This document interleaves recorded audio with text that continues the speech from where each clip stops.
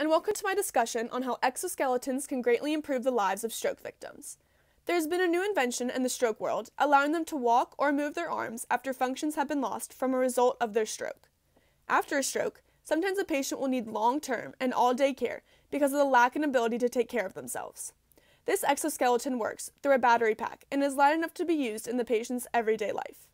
Andrew Wagner from Science Magazine says the exosuit works by pulling cords attached to a shoe insole, providing torque to the ankle and correcting the abnormal walking motion.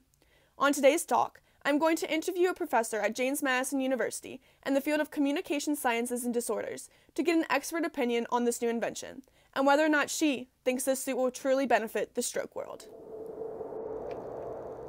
Hello, Professor Smith. How are you today? I'm doing well, and you? Great. I'm here to ask you about some research I have looked into on the new exoskeleton, a technology freshly introduced into the stroke world. Yes. I've heard about this new suit. Quite remarkable. I think so as well. What are your initial thoughts about it? Well, at first I wasn't sure if it was going to work or be a sound invention. I was honestly afraid of all the excitement about it. Really? Why is that? Well, in the medical field, people get their hopes up very quickly, and when things go wrong, the devastation is detrimental. However, after looking at the suit, all the hope is a good thing. And why do you think all that hope is a good thing? Well, it is obvious that they had already made great advancements so far, and even have the suit working in actual terrain and not just a treadmill, which is a huge deal. Yes, I agree. During my research, when I saw how they have already made a functioning model, I was quite impressed. Yes, this invention allows for hope to be possible. It truly is giving stroke patients another chance at life when it comes to the ability to move their limbs again. Do you think there still needs to be improvements on the suit? They do have a stable prototype, but everything can always continue to improve. So, yes, I do believe there could be improvements, but that will take years. In my research, they said that the suit will eventually adapt to the patient's body. Do you think the machine could adapt to the body fully without the need of being controlled by a remote? Yes, I do.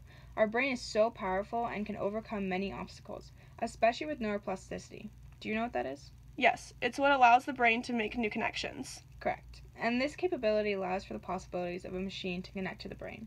From your research, what do you think? Do you believe the suit will work? I do believe it will. I'm really excited to see the advancements they will make over the next years, especially since I'm going into the field of communication sciences and disorders. Glad we are in agreement. Also, this suit will greatly help those who just need some rehabilitation. Some stroke victims don't lose complete function of appendages, and so many just need slight assistance to help them regain their previous functions. Yes. Well, that is just too cool. Thank you for meeting with me. I really appreciate your opinion on the matter.